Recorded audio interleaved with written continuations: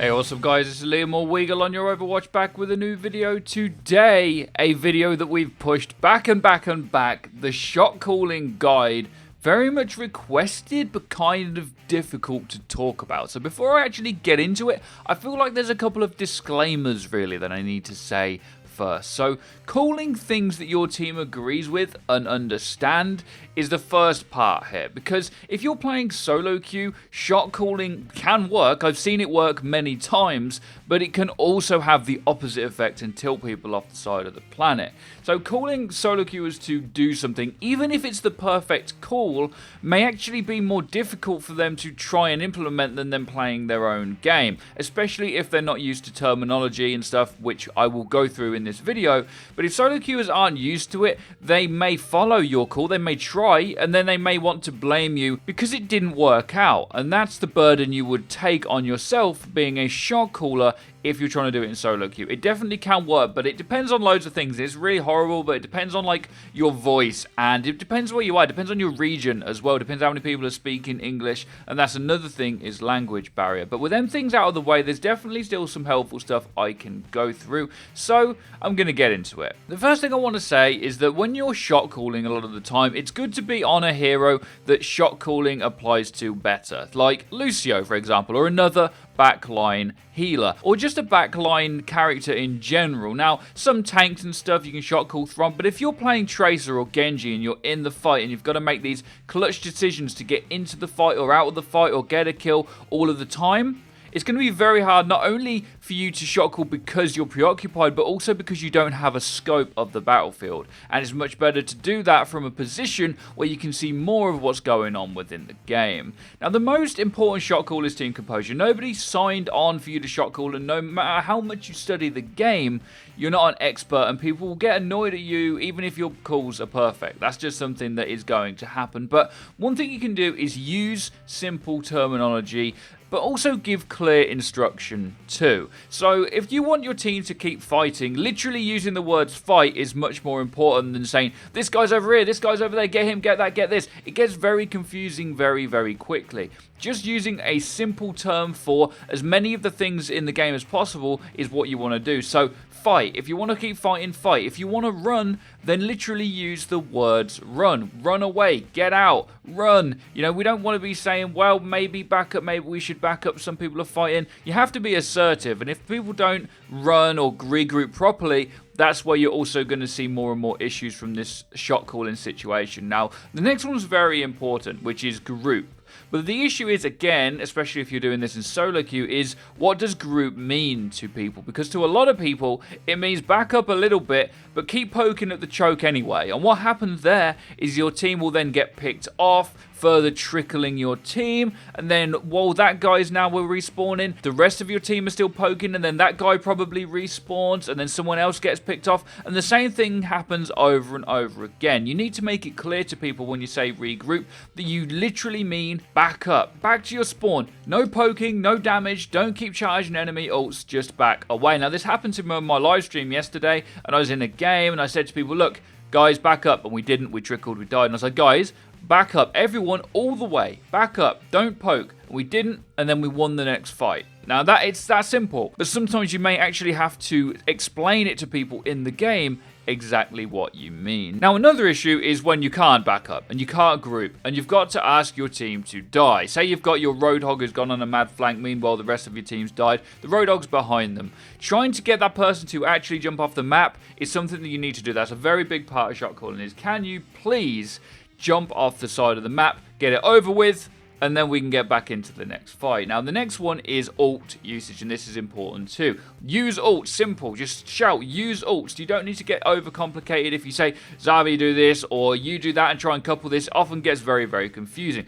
Ask people to use ults. Most people will know what to do on their hero and when to ult with them. You'll try and follow up on that. Now, the flip side to this is another call, which would be don't ult, we've won. Because how many times have you seen a Lucio at the end of a fight say, let's break it down, and then you've wasted an ult for no reason? That happens a lot, so ult usage and shot calling is important. Another thing you can do as a shot caller is if you notice something's on cooldown. So say you've noticed your Zarya's already used a bubble, but someone else asked for it, and you could just say, it's on cooldown. Or maybe you're playing Ana and you're shot calling and you want to throw a nade but you can't because it's on cooldown. That is also very important to call out to people. Now, another thing which should be simple but it doesn't seem to be, and it also comes back to trickling a little bit as well, is tanks in front.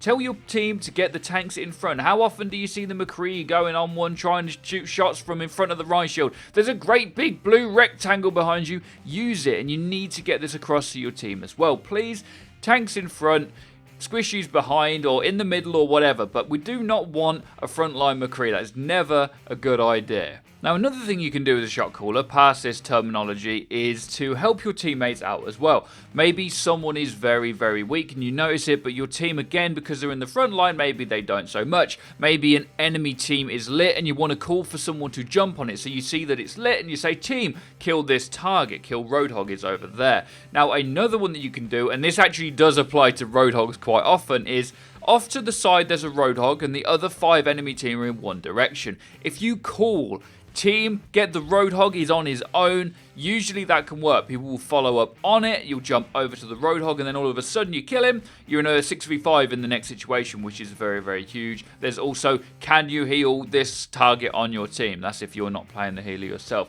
Call out for your team as well, because they may not have mics, or they may not be able to do it. Now, a lot of the time when you're shot calling, people won't have mics. For some reason, even up to Masters, Grandmasters, people don't use microphones on Overwatch, whether it be for personal reasons, or they can't afford a mic for some reason, but they could afford the game and a PC to play it on. Let's not get into that.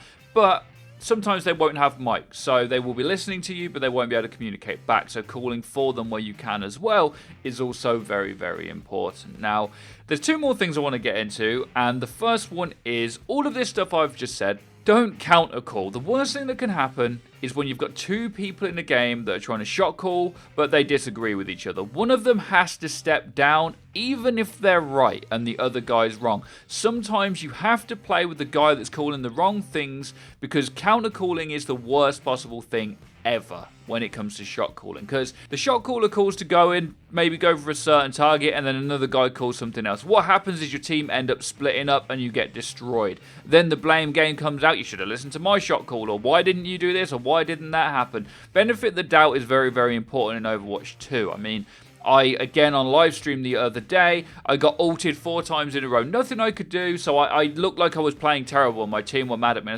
I got slammed down by Ryan, I got ulted by Zarya twice, I got froze by Mei. Benefit of the doubt is very important. Don't just assume the worst when a team play doesn't work or a shot call doesn't appear perfect, because it could have been. But if you don't implement that properly, and back to the solo queue thing, if you don't implement the strategy effectively, that's not necessarily the shot caller's fault, or it could be your own, or it could just be an all-around team synergy thing. Now, the most important thing after this, though, is the don't get mad section of the shot calling guide, because it's very, very frustrating when you either get blamed, people don't follow up, all of the stuff I've explained already. Now, we have a friend, doesn't play so much Overwatch anymore, called T-Man Tom, and he played Lucio, and he was good at shot calling, and he would call when he's speeding, he would call when to attack things.